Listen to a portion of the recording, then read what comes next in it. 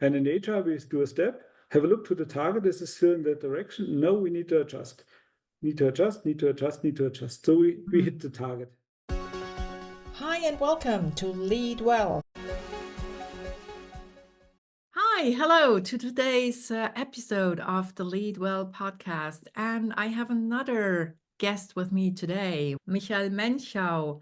Michael, what is your background? I have known you for many years right now, and I know that you're doing great things in the area of coaching and also the area of agility. And that's the topic we want to talk about today. So, what is agility and how is it applied in organizations? But also, how can I use it for my own purposes? So, please let us know a bit about your background, and then we'll go right into the topic. Christine, pleasure to be part of your podcast this time. What drives me is that I want to help set up working environments where people can live their full potential. So that is my inner why. And the way I do it is mostly via Agile, because I think this is more human-friendly approach to work. But I also do it with teams. I do this via trainings, moderation, facilitation of workshops. And I also help to change. So change management, organization development, even to transformation of full enterprises. And because at the end, it's always one person, a human, I also coach. We have the similar education here, a holistic way to coach people in their personal and business life. Well, this is the background. And agility, I touched my first book about agility in 2001. So a bit more than 23 years that I work in this environment. Wow. So 2001, that was probably one of the first books about agility after all. No, not really. I just heard a video yesterday that the foundation of agility was grown somewhere in 1975. Wow. So maybe not the first, but one of the early books. Yeah. And one of the early frameworks, because we will talk about what is Agile, and it has a lot of frameworks within. And in the meantime, it's a buzzword that unfortunately at the moment it seems to be a non-word, because a lot of talks are going around, Agile is dead, we need something new. Interesting. So why do you think Agile is still valid? So for me, Agile is, as I said, a way to work more human-friendly.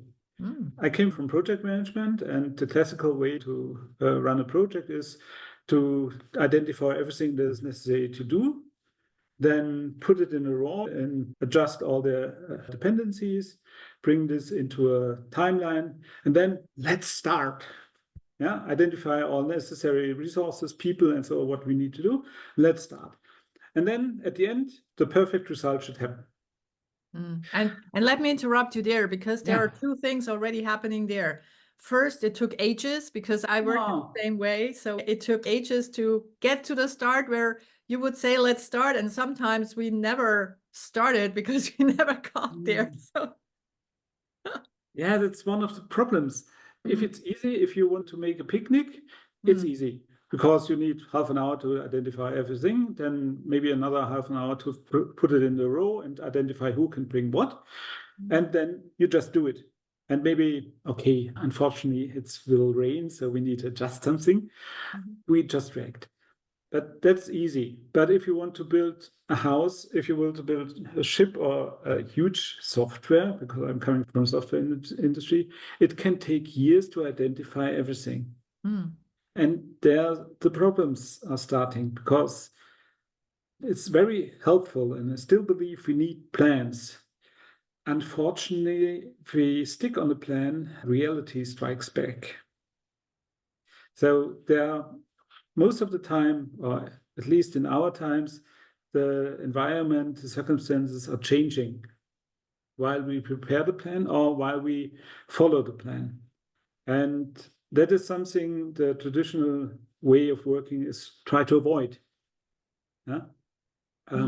So if we have circumstances that are stable, if we really are in a position that we can identify all necessary things to do, the classical way is the most efficient way to do something.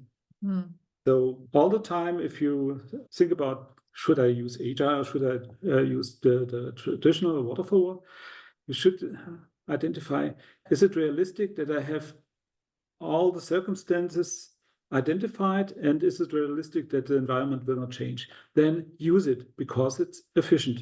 Yeah?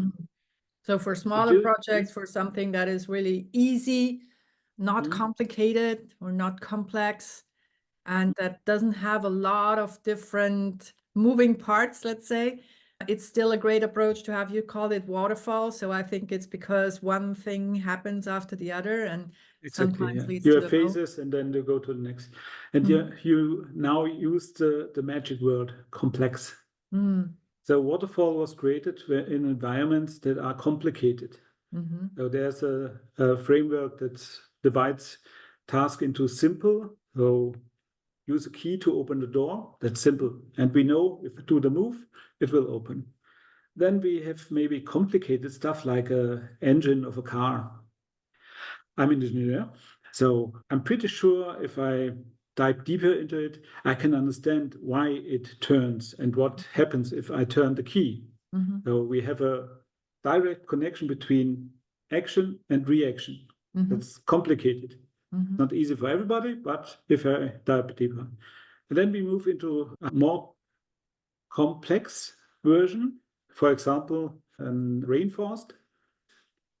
So if you try to, let's say, put one insect out of the rainforest, nobody on this world can really foresee what happens by that, because there are so many interactions, circles, and feedback loops that nobody, at least our human brain, cannot foresee what will happen. And these complex environments or these complex situations are coming up more and more in our industry. That's why I think Agile is still relevant, because our world is getting more and more complex every day. Yeah. So when you would describe an Agile approach in very simple terms, what would it be? You described the waterfall. So what is Agile in comparison to that? React flexible to reality. Okay. And how you do it? By reducing a normal waterfall into smaller pieces. So that's my normal connection between this waterfall habit where we have a lot of perfect things, because this framework was used for nearly 100 years now. But in Agile, we put it all into small iterations.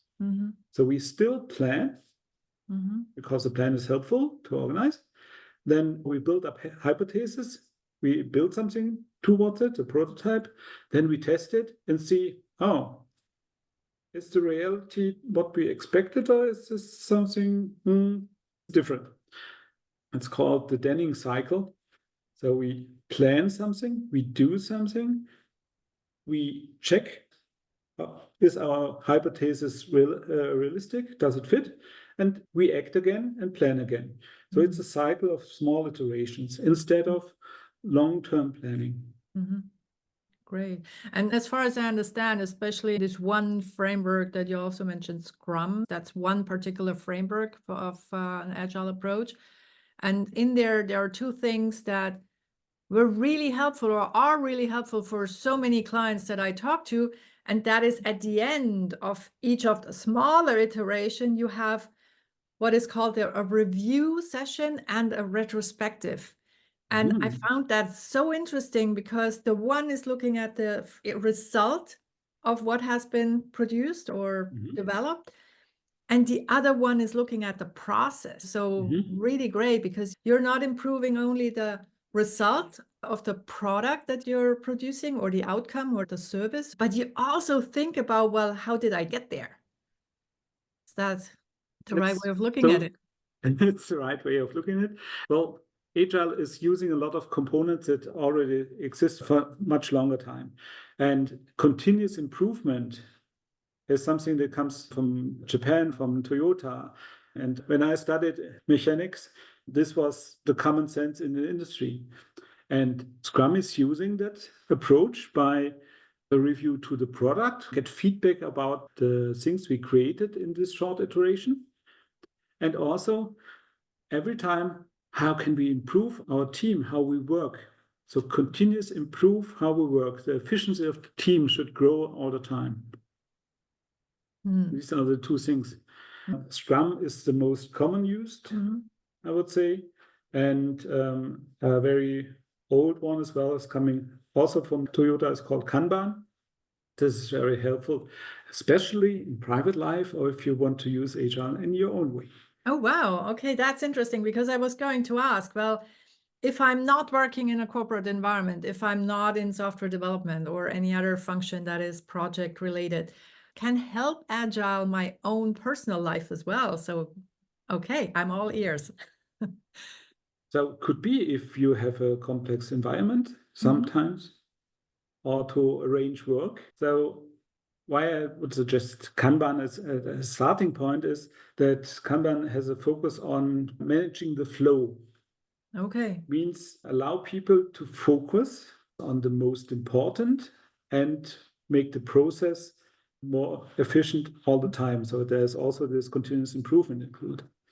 Most of the people just know Kanban because it has these columns with sticky notes. So let's go a bit into more detail for those who have never heard about Kanban. So my understanding, I give you my understanding and then you give me your expert views. So when I think about Kanban, I see a large board in front of me, like a whiteboard, and then a lot of sticky notes on there in columns. And my understanding is that when we think about a work in progress or a process of something that gets done, I have a need, then I have an idea of what I can do to fulfill that need, and then it starts. So I start working on it. At some point I say, it's done. And then I need to figure out whether it's actually doing what I wanted it for. So this is the flow, and I have a board where I have my little sticky notes, and I literally move the sticky notes from one place to the other. Is that a correct representation of what it is? It's the correct representation of what you normally see. Some ideas in the background that are helpful as well. In general, Kanban is a tool to help you go through different steps of a process, any kind of process. So in my company, we had a training Kanban board with 21 columns. Wow. Wow, impressive. If you see it for the first time, get out of the way. So for introducing, I would keep it to the most simple one, and that is normally just 3 columns. One is we call backlog. Then the next column is where you do stuff. And the third column is where you can put the sticky notes when it's completed, when it's done. So the magic of this backlog stuff is you can put everything into it. Yeah, any idea you have at the morning, just put it there. So that's a summary of ideas or things you need to do. Good. Whew, a lot of stuff, isn't it? What is the most important now? And especially if you work in teams, how can I, as a team member, find out what is the most important? There's a simple rule. It's always on the top. So reprioritize the backlog. Means you have a look to all the sticky notes, and if that is important, more important than the others, put it on behalf of it.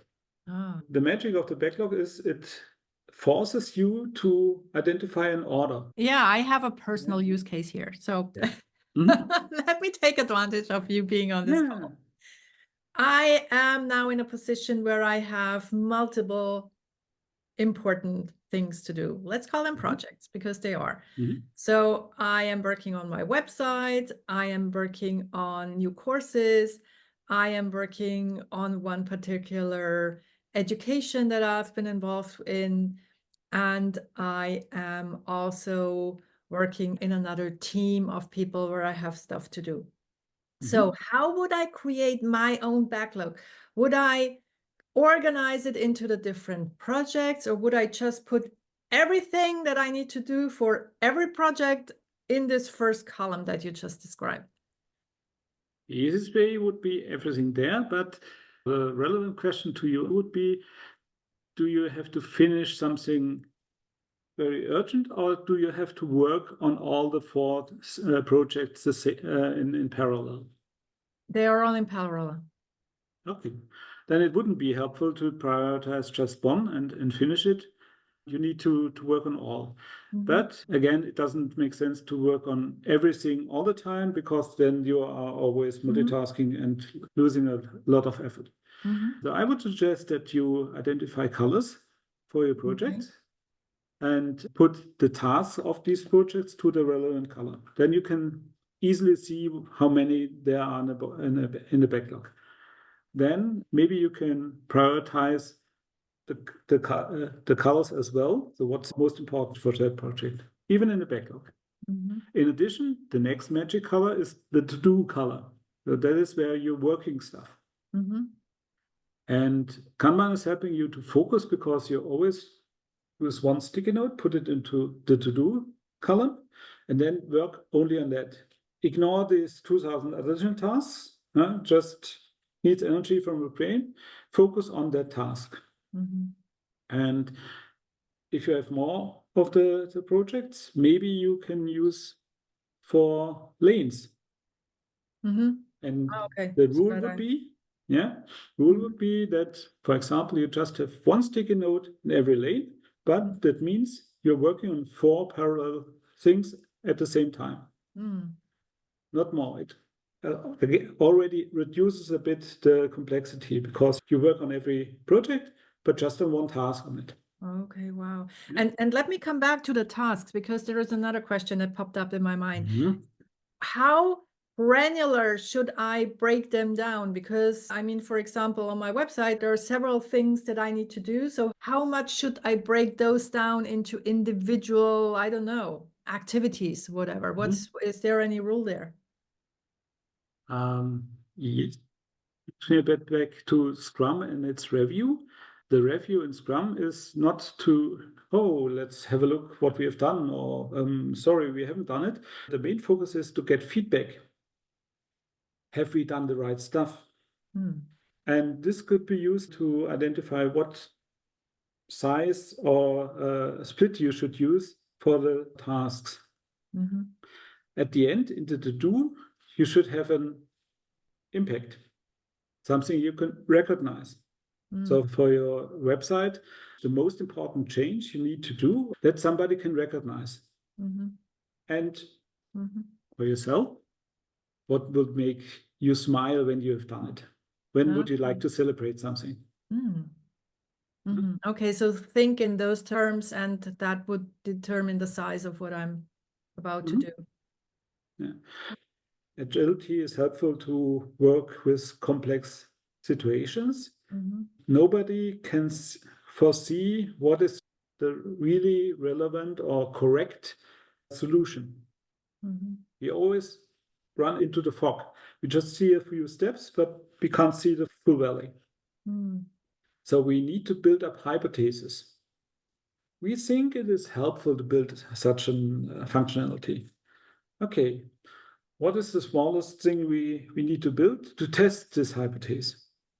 That is the prototype, or the MVP, minimal viable product, smallest thing that is helpful. And then we create this and ask for feedback and pray that it was helpful. And if it's not accepted by the client, that is something where we invested into learning.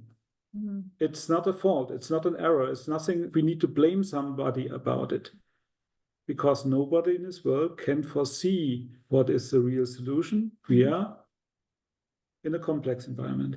That's why I think, back to the first thesis from myself, this dealing with a world that is not a complicated world, but a complex world, brings us to a different point of view. And there are no errors. There are just mistakes or feedback. And on every feedback or mistake, we can just learn. Nothing we have done wrong. Nothing to blame. Just feedback. And an indication of what to do next. Exactly. What's the next step? So Mm. just reorder yourself and okay, let's go on. Next Yeah. one. The more uncertain the task is, the smaller your iteration should be.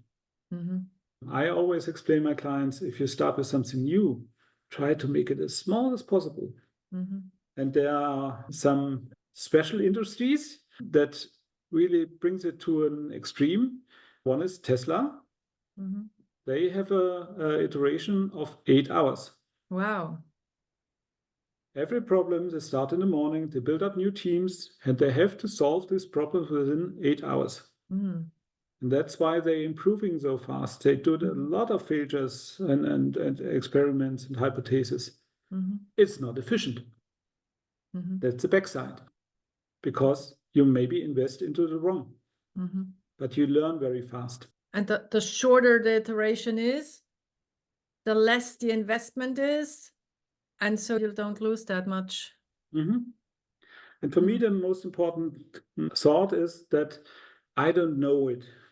This is just an hypothesis. How can I test it in easiest and cheapest way?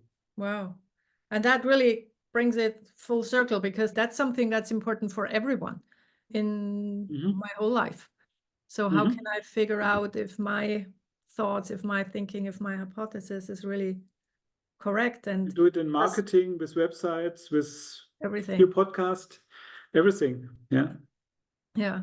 And the shorter the iteration is, the less I'm losing and the more I'm gaining, because I will go in the right direction, even if it's not on a direct path. But reminds me Yeah. of the Neurographica line, where I don't know Exactly. where I'm Yeah. going, but at the end I'm Yeah. getting there. Mhm. Yeah. Yeah. Wow, that's So great. this is also a figure that is useful to divide between waterfall and agile. In waterfall, you start here, and the target is there, and you have a direct line. Yeah, that's the most efficient and cheapest way. Only bad if the target is moving. Yeah. Our environment is changing. Our customers have new needs and so on. And in agile, we do a step, have a look to the target. Is it still in that direction? No, we need to adjust. Need to adjust, need to adjust, need to adjust. So we hit the target. And that is the promise of agile. In the point of time, we have done the most important parts. Maybe we are not finished with everything, but we always work on the highest priority. So the most relevant features are normally ready. And we, in our times, it's easy because we are all used to it, these little things, the apps. Yeah, we normally have an app, and then after two days, update, new feature. Yeah, that's the way Agile is working. We start with something that is already helpful and add to it. We don't have the idea that we have everything in mind up front and have to build everything to be perfect, and then we can deliver. I just was going to say, it's a difficult word for perfectionist, I guess. Yes, and okay, they need to adapt, but every little part could be perfect. That's true. That's true. And at the end, the result is even better than it would have been in a different approach. Yeah. So that's and great. it plays back what is your definition of perfect, that you like it or that the customer can use it. And if it's more perfect for the customer, and that's the way to go there, maybe the perfectionist can live with it as well. Wow. Yeah, that's great. So I could go on for hours with you, which I have in the past. So thank you so much for sharing your insights here. That was so helpful.